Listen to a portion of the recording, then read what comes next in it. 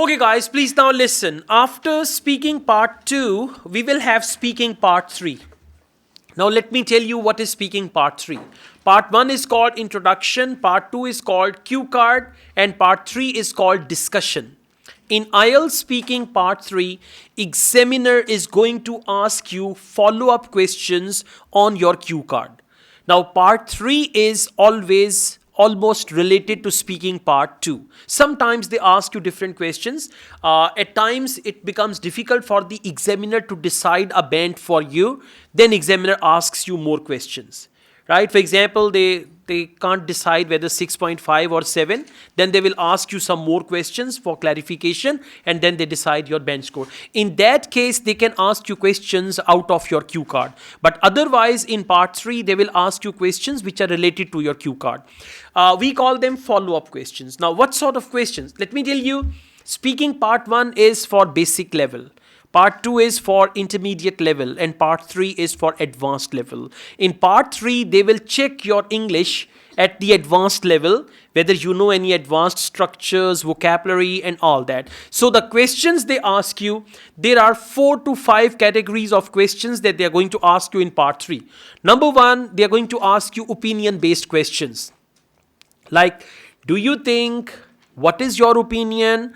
Do you believe? According to you, and all that. Okay. After that, second type of questions, we call them assessment. They will ask you the benefits or drawbacks. Benefits and drawbacks of something. For example, what are the benefits of going to a foreign country?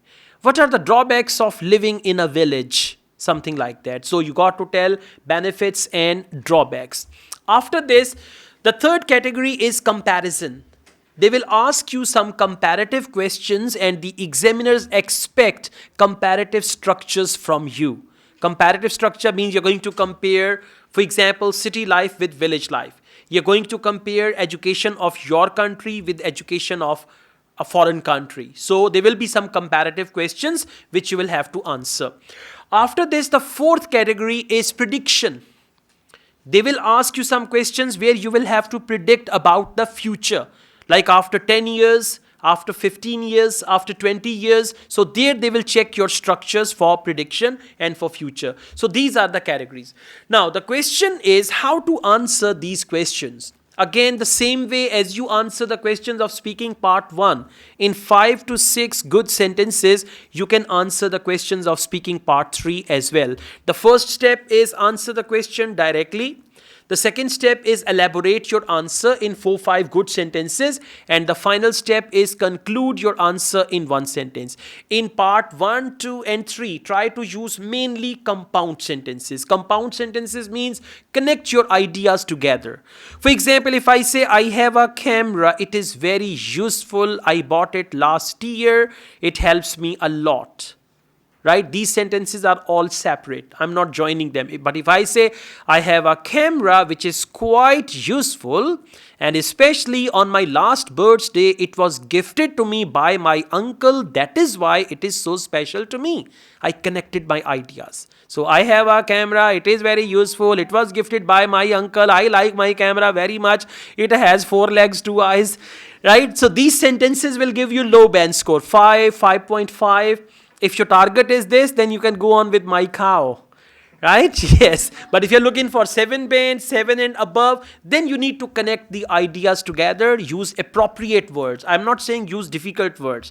Appropriate words according to the topic and you will get good band score, right? In part 3, there can be an issue of understanding of the question. Sometimes the question is very long. In part 1, question is, what is your favorite color? Right? In part 3, the same question will be asked, what type of colors are there that you like the most? Question is same, what is your favorite color? Okay. So in part 3, questions can be long. If you do not understand the question, you can ask the examiner that will you please elaborate this question, or what do you mean, or will you please repeat the question? And sometimes instead of repeating the question, examiners ask you another question. So there is no problem with that. You will be marked on what you speak. You will not be marked on what you don't understand. Got my point? I mean, it's not that one question they asked you, you did not understand the question and you are saying, please repeat the question, and examiner has changed the question. So you will not be marked negatively on that. You will only be marked on what you speak, because it is your speaking test, not your listening test, right? So if you don't understand, ask the examiner once or twice, that's fine, but not after every question. You keep the examiner busy. Madam, repeat the question. And you're thinking about the answer, okay? Not like this. And by the way, in part 3, you will not have any pen, paper and all that. Examiner will take it back. You don't have to take any stationery to IELTS speaking test. You have to go empty-handed, right? They will provide you pen, paper, all that, and then they will take it back from you and all that, okay? So for part 3, pay more attention.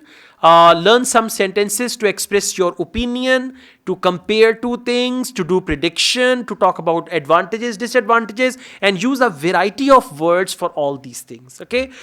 Thank you.